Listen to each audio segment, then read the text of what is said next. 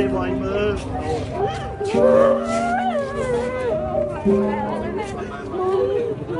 មិនក៏អីទៅចា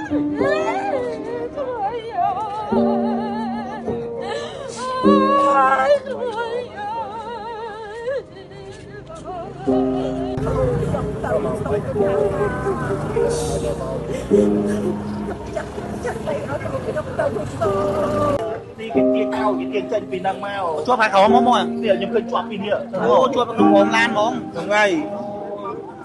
នៅទេបាទក្រុមគ្រួសាររបស់គាត់បានមកដល់នៅចំណុចនៅទីតាំងនៃកន្លែងកើតហេតុឯប្រិមជនដោយបងប្រុសគាត់បានបុករថយន្តកុងតឺន័រចតចោលពីក្រោយបណ្ដាលឲ្យបាទស្លាប់បាត់បង់ជីវិតឯក៏ស្លាប់ដែរបាទស្លាប់បាត់បង់ជីវិតឯប្រិមជនបាទហើយក្រុមគ្រួសារស្រែកទ្រហោយំយើងមិនទាន់ដឹងថាគាត់ធ្វើដំណើរពីណាទៅណាទេប្រិមជនប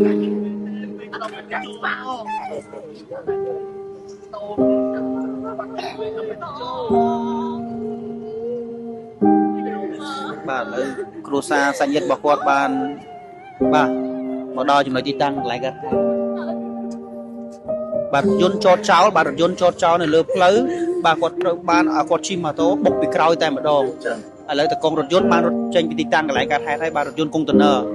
ហើយចតអត់មានកន្លែងបំភ្លឺផ្លូវទេចតនេះគឺចតទុកចោលតែម្ដងបាទអត់មានដាក់ផ្លាកសញ្ញាដាក់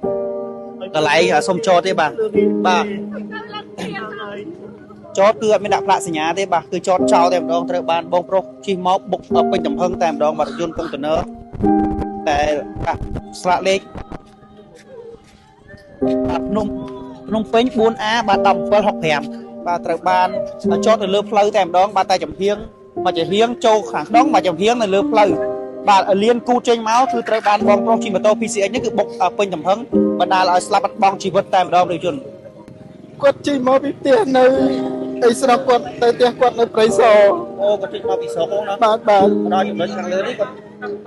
ដល់គាត់ជួបគណៈចរាចរណ៍បាទម្ដងគាត់បាននឹងជិះទៅដល់គាត់វ័យប្រហែលដែរបងគាត់អាយុ30តុង30 334នេះគ្រួសារនេះគាត់នៅបងគាត់មកពីខេត្តហ្នឹងគាត់ទៅជួយដែរបងគាត់ឈ្មោះសៅសឿន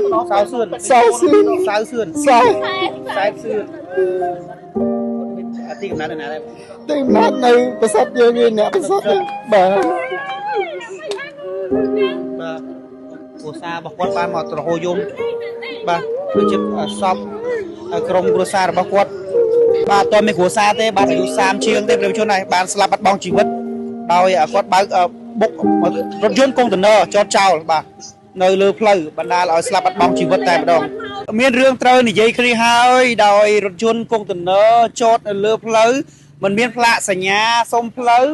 នឹងចតចោលតែម្ដងហើយកង់មួយនៅខាងក្នុងកង់មួយនៅខាងក្រៅក៏បានត្រូវបរោះម្នាក់ជិះម៉ូតូមកបុកបាទពីក្រោយបណ្ដាលឲ្យស្លាប់បាត់បង់ជីវិតរឿងនេះមានតែទុកឲ្យផ្លូវច្បាប់និងជំនាញធ្វើការវាស់វែងនិងចាត់ការតាមនីតិវិធីទេចំពោះខាងណាខុសខាងណាត្រូវខ្ញុំមិនហ៊ានវែកញែកទេដោយសារបាទការបាត់បង់អាយុជីវិតក្រុមគ្រួសាររបស់គាត់កំពុងតែមិនអាចទទួលយកបានកំពុងតែស្រែកទ្រហោយំបាត់បង់ដោយសមាជិកគ្រួសារបាត់បង់កូនជាទីស្រឡាញ់បាត់បង់ប្អូនជាទីស្រឡាញ់បាត់បង់បងជាទីស្រឡាញ់បាទទឹមតែវ័យ30ឆ្នាំបាទត្រូវបានស្លាប់បាត់បង់ជីវិតដោយជួបគ្រោះថ្នាក់ចរាចរណ៍ហើយគាត់ធ្វើដំណើរពីប្រសិទ្ធមកផ្ទះរបស់គាត់បាទមកដល់ពាក់កណ្ដាលផ្លូវក៏បានបុកជាមួយនឹងបាទរថយន្តកុងតឺន័របាទចតចោលបាទតែកង់ឡាននេះបាទតែកង់ឡានគាត់បានគេងបាទគាត់គេងនៅក្រោមហ្នឹងក្រោមរថយន្តប្រជាជនក្រោមរថយន្តហើយគាត់បានចតកុងតឺន័រដឹងបំរុងបាទទូដាក់អីវ៉ាន់រងចាំបាទឃ្លាំងបើកអញ្ចឹងប្រជាជនគាត់ជីទូទៅបាទបងអ្នកបើកឡានគាត់ភ័យច្រើនគាត់ចតទៅគាត់សម្រាននៅក្រោមឡានរងចាំឃ្លាំងអីវ៉ាន់បើកគាត់នឹងយកអីវ៉ាន់ចូលទូទម្លាក់ចេញពីទូចូលឃ្លាំងតែត្រូវបានម៉ូតូមកបុកពីក្រោយបណ្ដាស្លាប់បាត់បង់ជីវិតអានេះយើងមិនទាន់ដឹងថាយ៉ាងណាទេទុកឲ្យផ្លូវច្បាប់ជាមួយក្រុមគ្រួសារសាច់ញាតិនិងតំណាងកុងតឺន័រធ្វើការដោះស្រាយ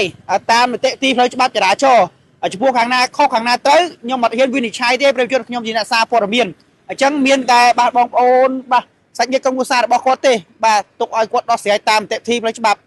តាមប្រភពពីប្រជាពលរដ្ឋតែឃើញបាទរថយន្តកុងតឺន័រចតចោលលើដងផ្លូវ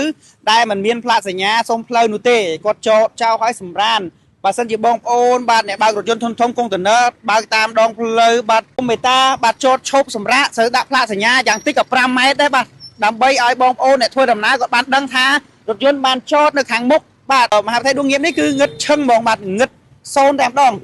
cứ ăn miên plương thì bà sân chỉ phục mai bong ôn thôi đầm ná bên ta trong bây giờ lại bang khua tại sao thị trấn lời nó cứ miên rột công tần nơ mà đó chúng nó nó cứ quạt ban chốt sầm ran tem đongนี่យើងមិនដាក់បន្ទុកទៅលើអ្នកបើករថយន្តកុងតឺន័រឬរថយន្តធំធំនោះទេតែសូមមេត្តាផងរក្សាអាយុជីវិតអ្នកដទៃផងនៅពេលដែលយើងចតចោលអញ្ចឹងអត់ដាក់ផ្លាកសញ្ញាអញ្ចឹង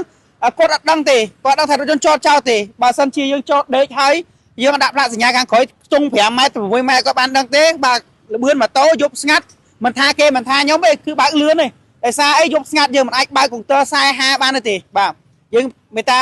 ប្រុងប្រយ័ត្នទាំងអស់គ្នាយើងមានការគូប្រុងប្រយ័ត្ននៃយប់ប្រលប់ដូចគ្នាយើងមិនដឹងថាយប់ប្រលប់មានរឿងអ្វីទេអញ្ចឹងយើងត្រូវតែបើកលឿនណាបាទកុងទ័រ8 9ហើយដែលសារផ្លូវស្ងាត់បាទអញ្ចឹងជាចុងក្រោយអត់មានអីគេការสนំពរទេដល់បងដែលបើករថយន្តវត្តកុងតឺន័រធំតាមបណ្ដាវិថីមុននឹងធ្វើការសម្រាប់ចិត្តចតនិងសម្រាប់សូមមេត្តាដាក់បាតរបាំងឬក៏ដាក់កន្លែងសុំផ្លូវយ៉ាងតិច5ម៉ែត្រឲ្យបានបងប្អូនធ្វើដំណើរក៏បានឃើញផងអរគុណប្រិយមិត្តជនដែលខំចំណាយពេលដ៏មានតម្លៃតាមដានអង្គភាពសារព័ត៌មានខ្ញុំបាទជឹមសុកណារួមទាំងក្រុមការងារសូមអរគុណសូមគោរពលា